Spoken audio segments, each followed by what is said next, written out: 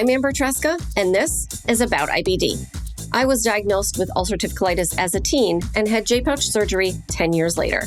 Now, I help people with Crohn's disease and ulcerative colitis understand their disease and feel seen. On About IBD, you'll get real talk on symptoms, treatment, and life with IBD, straight from patients, caregivers, and experts. You'll learn, feel less alone, and even have a laugh along the way. My guest is Katie Neu of Bad with a Bad. She was diagnosed with Crohn's disease when she was 10, had her first surgery at 15, and continues to live with strictures and fistula today. She learned how to balance IBD throughout school, college, and her career, especially when it came to prioritizing rest. All of this while keeping her bad attitude. Katie, welcome back to About IBD. Thanks, Amber. I'm happy to be here. I'm so glad to work with you. I'm so glad to be working with you, especially on this new way of doing About IBD podcast. We're leveling up. We're doing a new thing. And I really appreciate you jumping in with me when I asked you. You said yes right away. Didn't really have a lot of questions. You're like, let's do it. Oh, yeah. So That's how I like to do about things. You. I love that about you. I couldn't remember what we did last time about the name of your platform. Did we bleep it? I think we might have bleeped it. I think we did. Mm-hmm. Or I'm not sure what we actually ended up doing. I should have looked before we came. I don't remember. It might have been a bleep. It might have been a bleep. So if we have to bleep it again, then, we'll make sure, put everything in the show notes. Okay. So today we have a really special episode. We're going to talk about the IBD Social Circle. And in case you don't know, because I know and you know, the IBD Social Circle is an inclusive community of patient advocates, caregivers, and healthcare professionals dedicated to turning lived experiences into resources and tools for all who are impacted by inflammatory bowel disease. Part of the IBD Social Circle is in learning more about the lived experiences of people with IBD, sort of outside symptoms and treatment. So, Johnson & Johnson conducted an online survey of 511 adults who live with an IBD. Out of this survey came a white paper entitled The Power of Community in Inflammatory Bowel Disease. There are some really important insights in this paper. And Katie, that is what we are talking about today. I'm excited. Yeah, me too. So also, white paper, I will put it in the show notes because it is really very impactful. Yeah. And the IBD Social Circle, one of the things in the mission statement that I read was about how we're talking about people touched by IBD. Right. And so that just doesn't mean like you and me are living with it. That means like your husband, my husband, kids, family, anybody else. Sometimes they're the forgotten social circle piece of it as well, because it's caregiver gets passed around, but there's also the additional people in our lives that aren't necessarily caregivers, but are holding that piece of actual care for us. Mm-hmm. So it's very interesting to kind of pull it all together. Mm-hmm. Yeah. And I like to think of it as like the concentric circle idea. Yes. Maybe I'm not one to say I'm at the center of anything, but maybe we're, as patients, we're at the center. And then there's all these concentric circles of care that come around us. And then those people are part of the IBD Social Circle too. Right. So, yeah, great. Okay. But today, actually, we're just going to talk about the patient experience because I want to. Okay. So we know IBD is an invisible illness, and the IBD Social Circle white paper points that out, rightly so.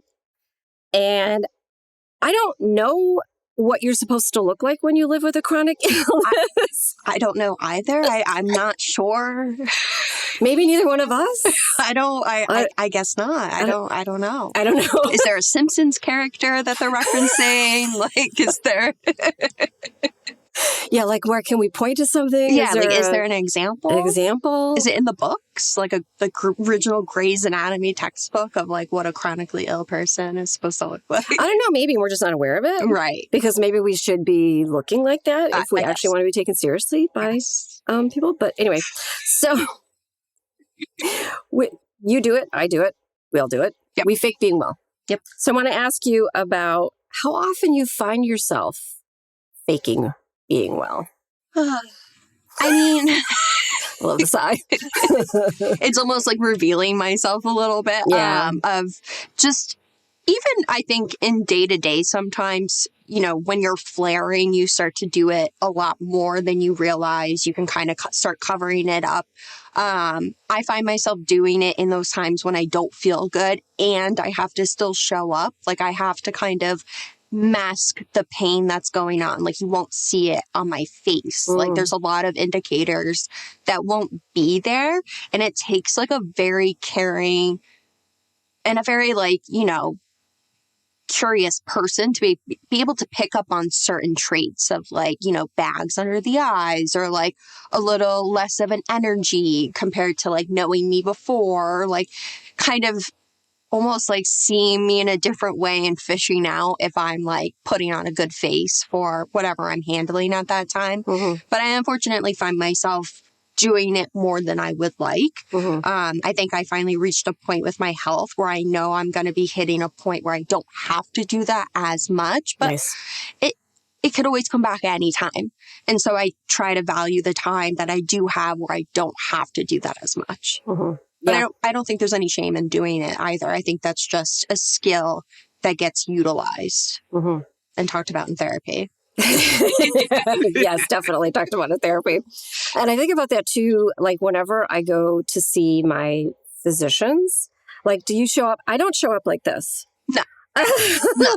I do not do the makeup and the whole deal. I kind of just like show up without makeup. I mean, showered. Yeah. But like...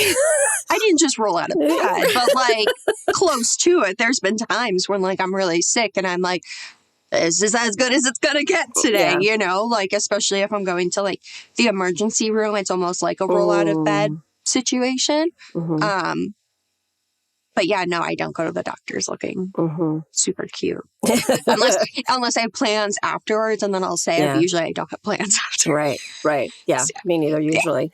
Yeah. And so, all right. So flaring, you would say, obviously you're faking being well a lot more often. And then when you are not in a flare, and that isn't a weird thing to say because sometimes it's kind of like, well, when am I not in a flare? Right. But when you're not in a flare, do you still think about that? Does that enter into your consciousness? How do I look right now? It comes in waves, I think, like with the symptoms that I still experience, because being flare and being in remission, quote unquote, doesn't mean that you still don't have symptoms. I think like because I've had it since I was 10, I'm always going to have a baseline of pain. So it's like, is the pain a little worse that day? Or if I'm still having bathroom problems, it's still kind of going to show up in different ways. But I do feel like a tapered down version of it almost. Yeah. I was thinking about a time when I was at a conference with some other, the IBD Social Circle, actually, now that I'm thinking back on it, that's who I was with. And one of the other people in the social circle, patient, kind of pulled me aside and said, "You doing all right?" And, you know, I'm looking like this. I'm in my conference wear. I've got my makeup on. I've got my hair done, all of the things. And yet somebody else who lives with IBD could look at me and tell, like, the Energizer Bunny was winding down. Like, she saw it. And it was so interesting to me that she did. Because I was like, thought I was doing a good job faking it. Yeah. It's almost validating in that moment. And at the same time, it can be like almost intimidating. You get taken by surprise because you're like, wait, that's the person I put on today. That's my, you know, level of professionalism, or wherever you're showing up. That's my level of socialism, you know. And I actually was at a conference last week, and it was a colleague that brought it up to me, where she's very high up, but she, you know, is in the patient engagement sphere. And she actually like touched my arm and she was like, "Are you okay?" She was like, and she just whispered it. She was like, "You seem a little down." And I was like, I was like taken aback a little bit. And I was like, I'm just tired, you know, and I like kept my face the same way. I just was like, I haven't processed this much information in a while. And I was like, I just had to stare at a wall last night. And she was like, I wanted to just check in. And I was like, whoa, that shows that like people even that are in like a corporate pharma sphere can kind of like pick up on like patients and where their like points are of like low energy and fatigue. Yeah. That's a good conference buddy. Yeah. Yeah. Definitely it was. Yeah.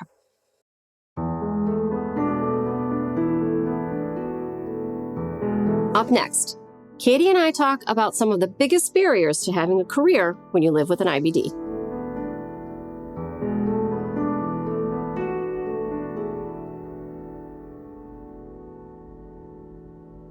In the white paper, Katie, there's a stat that 84% of adults with IBD feel a sense of stigma.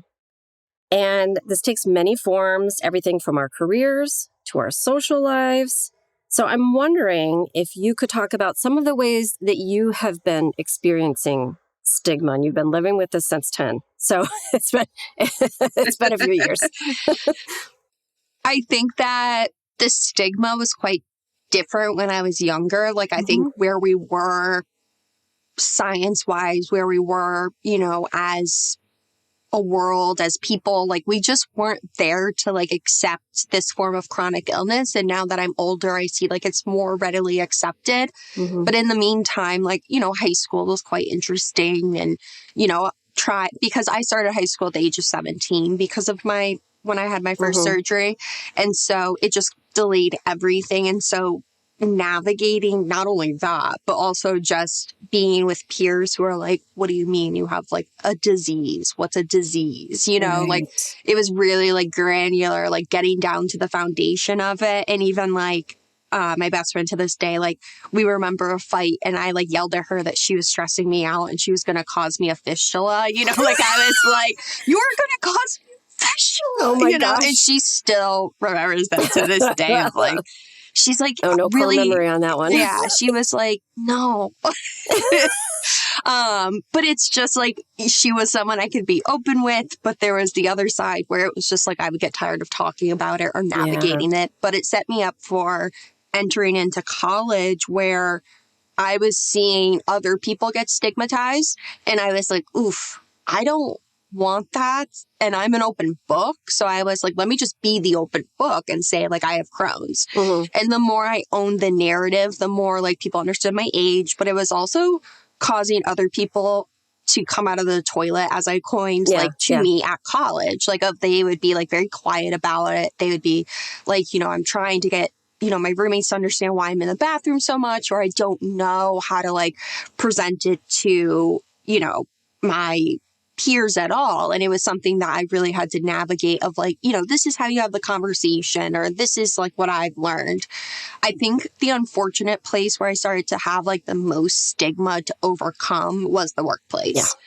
And I think it just was something I wasn't really prepared for, because I thought as long as I succeeded in college and that I was able to navigate it socially, I was like, oh, that's going to translate into corporate. Like, I went to a business school, so I was like, all right, this is pretty much as simulated as it's going to be. Like, this is going to be something I can navigate in a group project. So that's going to translate into corporate really well. Like, I really thought I had the tools, and I wasn't prepared for like what would actually happen. And I think it was also just not knowing what my rights were at that time. Yes. Plus, pre-COVID and post-COVID, I think, are completely different in the workplace. And I was navigating 2019 and 2020 in the workplace. And it was something where, unfortunately, COVID played a role in me becoming an advocate. And at the same time, that was the big piece of it, was like, there's something here, and why isn't this talked about more? Yeah, that makes sense.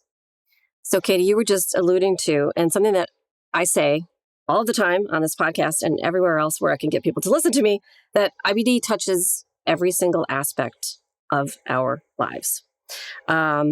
Missing work, missing school. Both of us have done that because of our IBD. But I want to give another stat, because I was a little surprised at this one, the one about 84% of people experiencing stigma. I was like, okay, I don't love it. That's high, and that was rough, but I got it, So this one was that people miss a median of about 5 days of work each year, and 10% miss 30 days or more.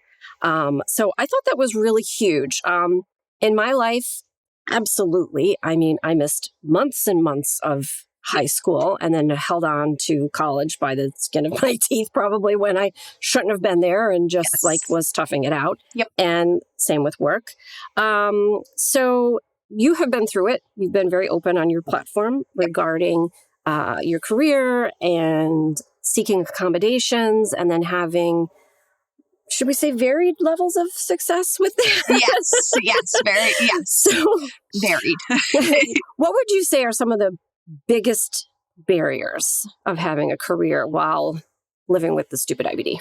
Comes down, unfortunately, to that stigma. Again, it brings back to the piece of how do you present yourself? How do you look? If I'm showing up to the job interview and I'm highly energetic and I'm, quick on my feet that day and able to answer all their questions, that's who they, hire and who they expect.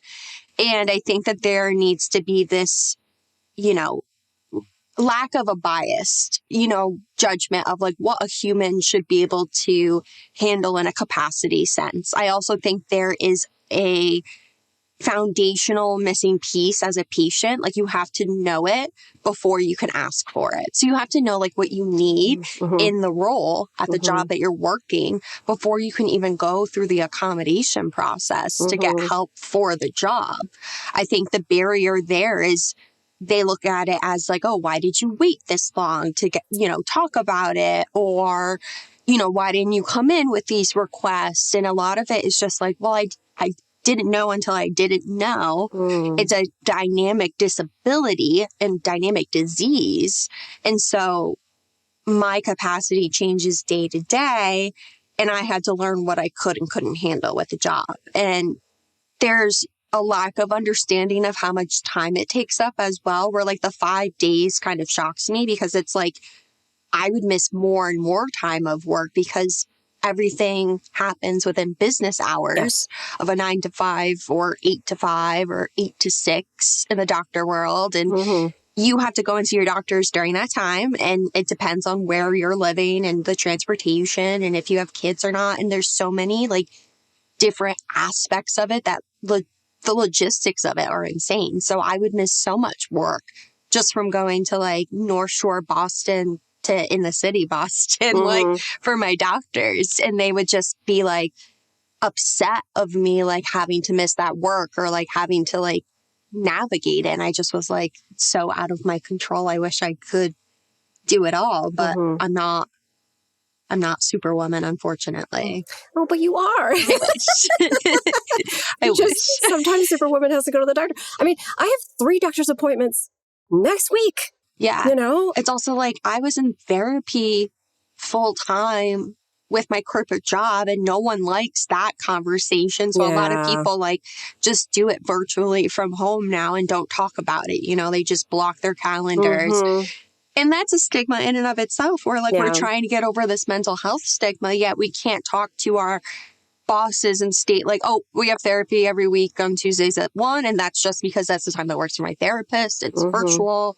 I'm going to be out of office. And some days I might need an extra hour afterwards. But that's unacceptable in the corporate world. And that's wild to me. Right. Yeah. Yeah, that's totally true. Yeah. Especially when there are... I hate to put it this way, but sometimes it seems like lip service, right? It's like there's a checking the box situation that's going on, is that we want to talk about mental health. We want to talk about also physical health. COVID brought that into a sharper relief. And yet there's usually not a lot of accommodation when it comes to like that 40-hour work week. Yeah. I worked for a publisher years ago that actually had a 35-hour work week. That felt like winning the lottery and then also we got certain like extra days off. It was the best because it was a family-owned company and that was how they decided they wanted to do business. Right. And it fit so well with what I needed that I took a pay cut to go to this company because the benefits were there and would support me better. And I never had to do that dance of, I got a doctor's appointment. Another one? Weren't you just at the doctor's, X number of days ago? And it's like, well, yeah, because I have more specialists than my 80-year-old grandmother, Right. So it's like, yeah, I was able to work around it. However, like I said, I took a pay cut. So It was like costing me money. There's always like a trade-off. I feel like there's always that trade-off. There's that other step that has to be navigated, and there needs to be a way to get rid of that, to make it easier. And I think it's having that conversation like with your doctor as well, of like just a well-being check of like, my well-being at work is now well. I think my doctor was shocked when she like was filling out the work accommodation paperwork for me, and she was like, wait, I haven't done this in years. And she goes, why haven't I done this in years? And all of a sudden she was like, wait, what are my patients doing? And she's like looking at me, and she like knows I have the platform. So I was like, it's easier to quit than to have the hard conversation of like, oh, I have IBD and I need this additional support. And she was like, that's yes. And I was like, oh, yes, I know. And she was just like, what? You know, like, just, we were, what are we doing here? Yeah. And she was like, I need to start asking that question myself. And she took it upon herself to be like, I need to ask, like, how is work going? Like, do you need accommodations? Like, that's okay. And I was like, yes, you should. Scary. Yeah. Yeah, definitely scary. You know, and then that's more work on their part. And that's part of the system. And that's unfortunate as well. But I will say that only my gastroenterologist and also my therapist have ever been the people who were like, do you need me to write a letter to somebody? You know, and especially when you're very young and you don't realize that that's how this all works. Yes. You know, so that was really very helpful. But it, you know, it is more work for them, which is unfortunate, but also that's the kind of support that we need. Right. I think it's starting to become more automated, at least at this point, or like more like, I know my doctor has like tons of the letters saved, you know, like one for an appeal, one for this, one for that. Like it's a lot of like, she's very operational, but she's like streamlined that work for herself. So I would hope that they see that more as like less work for them down the line if it's like full healthcare for the patient. Yeah, that makes sense. Yeah.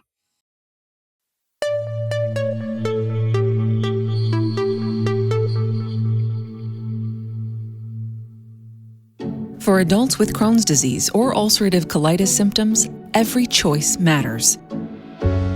Tremfya offers self-injection or intravenous infusion from the start. Tremfya is administered as injections under the skin or infusions through a vein every 4 weeks, followed by injections under the skin every 4 or 8 weeks. If your doctor decides that you can self-inject Tremfya, proper training is required. Tremfya is a prescription medicine used to treat adults with moderately to severely active Crohn's disease and adults with moderately to severely active ulcerative colitis. Serious allergic reactions, increased risk of infections or lower ability to fight them, and liver problems may occur. Before treatment, get checked for infections and tuberculosis. Tell your doctor if you have an infection, flu-like symptoms, or need a vaccine. Explore what's possible. Ask your doctor about Tremfya today. Call 1-800-526-7736 to learn more or visit tremfyaradio.com.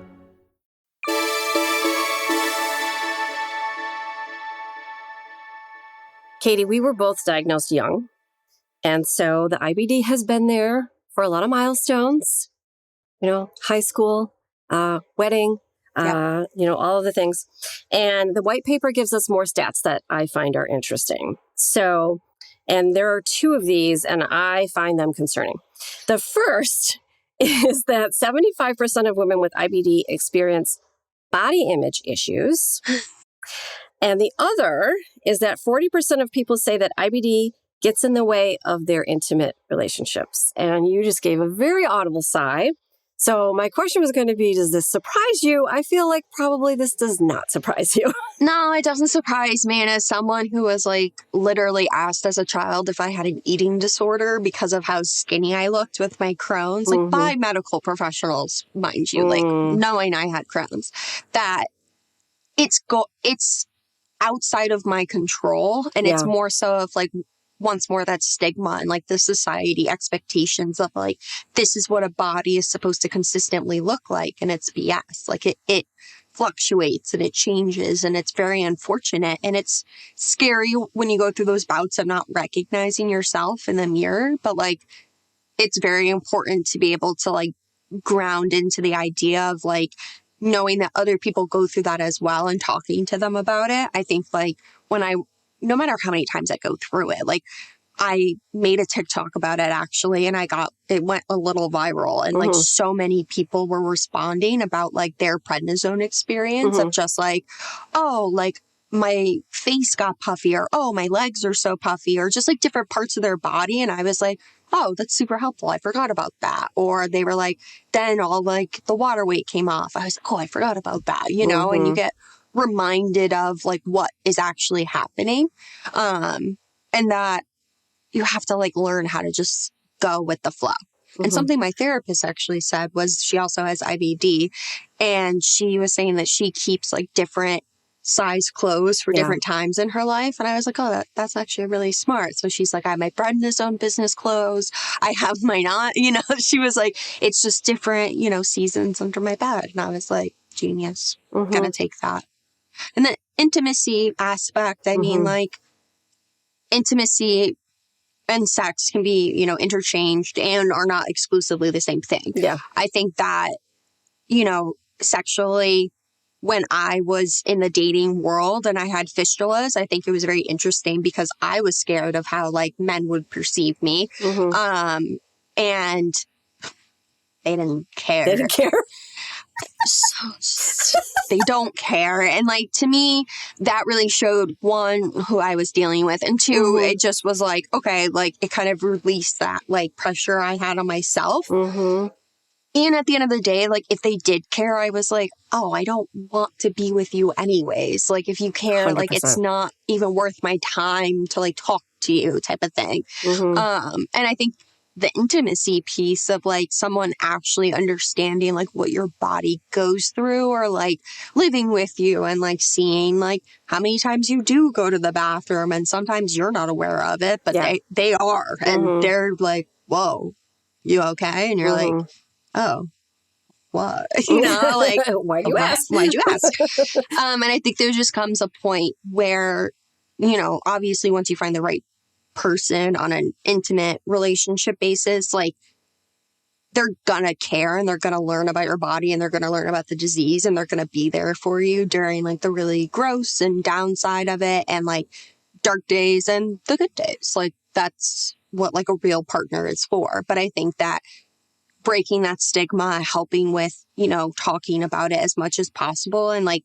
being open to having a conversation with each other of like within the community of like, you know, like, yes, I've had sex when I've, you know, had fistulas or when I've had cetons in, and this was my experience, or yes, I find sex painful and this is the reason why, or, you know, this is what helps me. Like we're only ever going to get better by talking about it, unfortunately, and whether that's privately in DMs or texts or whatever, or, you know, publicly on a platform like this, where it just does have to start getting talked about more. Yeah, I think we're getting there. We're still not all of the way opening up everything and dealing with a lot of these stigmatized issues. And what was said to me once about a relationship I had, that I had a sudden realization that I knew that things were probably going to get worse for me. I didn't know when, I didn't know how, I didn't know what form that would take. But I knew the man that I was seeing was not going to be there for any of those things. Right. And so that was rough. You know, that was rough. And then when I never said that to him. Like I never said to him, look, I don't know what's going to happen with my stupid colon. And I don't even know how to put it in terms to make you understand. Like I just didn't even have the language. So, but, you know, for him, it was like, of course I'm good. He thought that he would be up for it. And I was like, I can't see it. I can't see it. And so it was hard, but that opened the door to me meeting my husband, who's been with me through, you know, 2 surgeries and 3 pregnancies and 1 pregnancy loss and like all of this. And, yeah, it just would have been very different had I tried to hold on to that relationship of a person that really wasn't for me. Right. So it does. It's unfortunate when you have like those experiences. I definitely have had them in the past of like thinking someone's like the right one and then realizing that looking back at it, my health was in jeopardy the entire relationship, where it just was never put first. It was never prioritized. It was talked about. It was understood, but it wasn't giving me the support to rest or like take a weekend off from partying or like anything. It just was like this, what I thought was a healthy dynamic until I met like my current husband. But like, you really have to be with someone that's going to like watch you throw a fit about not getting your Dunkin' Donuts when you're in the hospital because the Uber lost it, like they have to be able to handle that phone call. And it's a very special kind of phone call. And it's the last straw, literally. And it's just something that like takes a special kind of person to be like, wow, that was a lot. Like, but I love you and you're going through it. And whoa. But also, I mean, we're in New England. Come on. Everybody's got to have their Dunkin'. I was like, I just wanted a coffee. I was like, why is everyone making a big deal about this? Like, I'm crying in a hospital hallway. I don't think you're taking this seriously enough. I was like, I always get the Uber right there. I was like, Uber Eats, you betrayed me. Someone else took my Dunkin'. I was like, yeah, they called it the Dunkin' incident. I was like, that's fine. I was like, come on. I was on steroids. I just wanted my coffee to do my iPad art. Leave me alone. Coming up, Katie and I talk about why it's so difficult to get involved with community.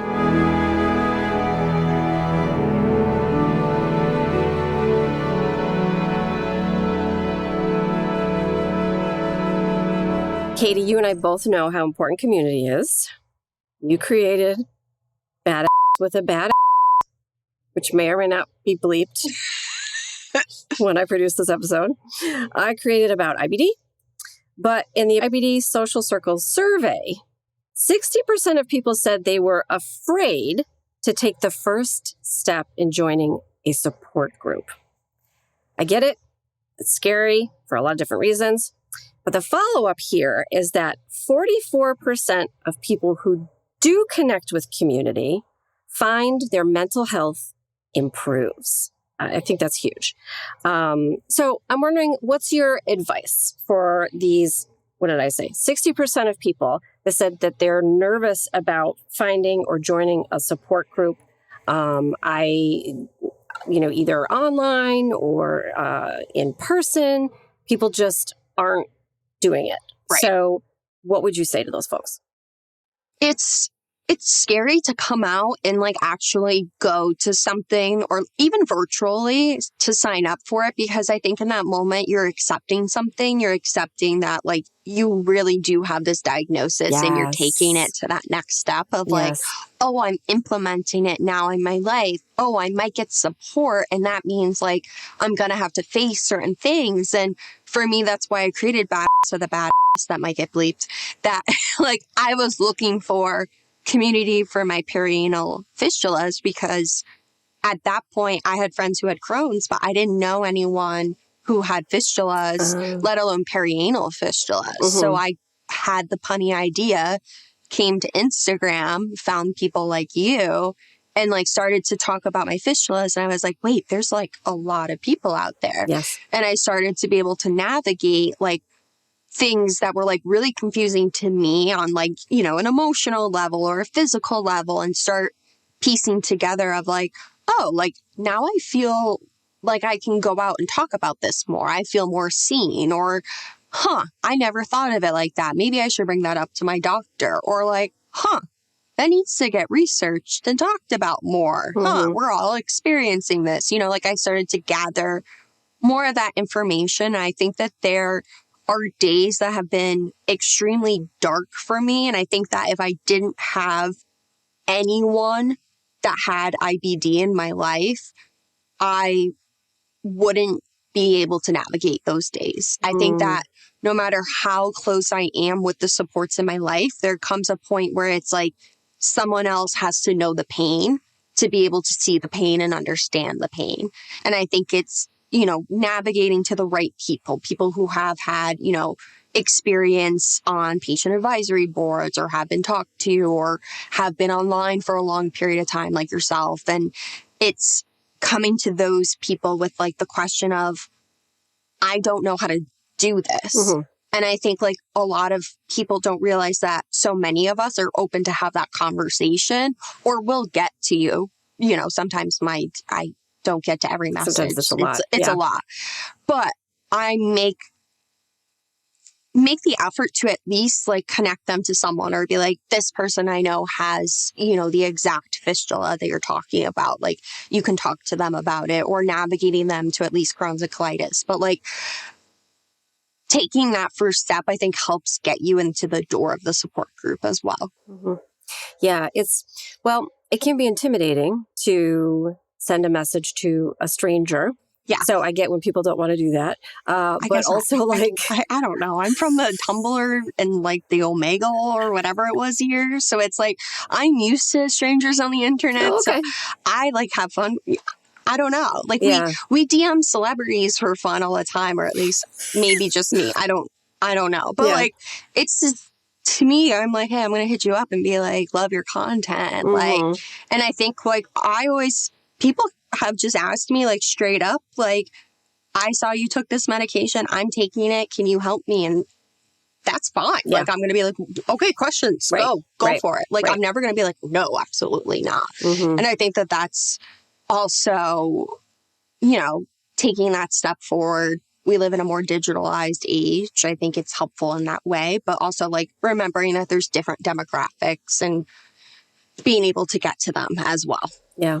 Oh, okay. Like we're all here fighting for our own personal reasons. And it's for a patient at the end of the day, whether it's ourselves, someone we love, someone in our social circle, like it's happening. Like it is coming or is already here. But I think that it's going to be more and more and more. Agree. Hopefully. Yeah. We're seeing it. It's happening. Yeah. We're part of the sea change, thankfully. So tell me what you're up to. Tell me about probably bleeped bad with a bad company fully bleeped. Where everyone can find you and all of your brilliant, scintillating authenticity. Thank you. So yeah, you can follow me on Instagram. So it's bad bleeped .w.a.bad. You know the rest. You'll find me. Sometimes the SEO though has been like, people are looking me up at like when I'm meeting them and they're like, I can't find you. Yeah, so I need to work on that. You know what I think we did last time? I think we spelled it out. I think we did too. Yeah. So you can find me under my name, Katie Neu now, and bad with the bad everywhere. And reach out with questions about fistulas, Crohn's of any sort, ulcerative colitis. I'll send you to someone I know. Like, always reach out. Yeah, great. I appreciate that. I also want to point out that you have a Substack. Oh my God. Yeah. I don't know anything about myself anymore. I have a Substack. I've been trying to get that more up and out, but I have always found a creative outlet in writing. And I find that Substack is honestly challenging to my attention. And so I like to go on there to be able to make sure that I'm like taking in more information and reading for longer periods of time rather than scrolling. So I found like a lot of solace in Substack and also in just sharing my story, sharing a little bit of my past and just kind of just connecting that way. I've found it to be like a really cool outlet and really, authentic. And I've been working with the Crohn's and Colitis Foundation as well. I'm a social media ambassador for them. And I think that's everything I'm doing right now. That's all I know about. I just wanted to make sure you were talking about the Substack. Yeah. I do love getting, I am a subscriber. So I do love getting the emails and seeing what you have written. And I enjoy trying to get it out, putting it in my own email newsletter so that other folks can find it. Katie, you're such a joy. I am so grateful that I was trying to remember what was our first point of contact. Who knows? I don't know. I don't remember. And that's how it is with like all of us. And like, we know who like all of us are. But like, you know, a lot of like the the big advocates. And it's really funny where like we're starting to come to a point where it's like I meet people in industry and it's just like everyone's on a first name basis. They're like, oh, Amber? Yeah, I know Amber, or I know so-and-so. And I'm just like, this is so strange. And we all know each other. Yeah, and we all know each other. Yeah. But I'm like, I don't know how we know each other. But like, thank you for like referencing me. And like, I'm like, hey guys, thank you so much. Like someone just said that you sent them my way. Like, wow. Like, thank you. That is one of the very unexpected things that has come along with doing About IBD, is that I have met such a wide spectrum of patients, people that I've reached out to, that I've chased maybe a little bit here and there, and clinicians. But then also past couple of years, folks have been coming to me and asking me to showcase their voice, which has been just amazing and a lot less work that I have to do. But also that means that I now know so many patients that if someone comes to me and says, I have this specific situation, I know somebody. It's kind of wild that it's like the Rolodex, you know, like people don't know what a Rolodex is anymore, but you know, it's like, watch Mad Men. It is like what it is. Like it's so strange where it's just like, I can recall someone that DM'd me like 3 years ago and I'm like, wait, they had that weird complication. And I'm like, hey, you could talk. Absolutely. Try it out. I'm going to hit them up first, but like you could go over there and talk to them. Right. And I think that's like the magic in it. Yeah. Well, thank you for doing this with me. Of course. For the first time that we're doing this in this way. And you were the perfect person for it. I knew it right off the bat. And I was right. Again, to my husband, as I often am. So mine too. I mean, like, recorded line, hey, honey, always right. Even when I'm wrong, I'm right. Absolutely. Hey, super listener.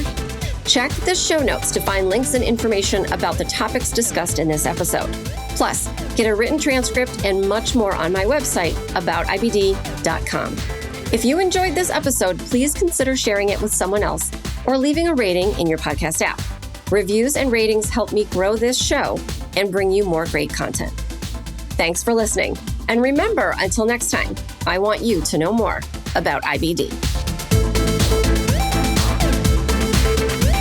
About IBD is a production of Mal and Tel Enterprises. It is edited, written, produced, and directed by me, Amber Tresca. Mix and sound design is by Mac Cooney. Theme music is from Cooney Studio. Coming up, we will be talking about my 2 buttholes. You never know what I'm going to do with this. I'm sure you don't care. Oh, I don't care. As long as my name's with it, I really don't care. As long as you tag me.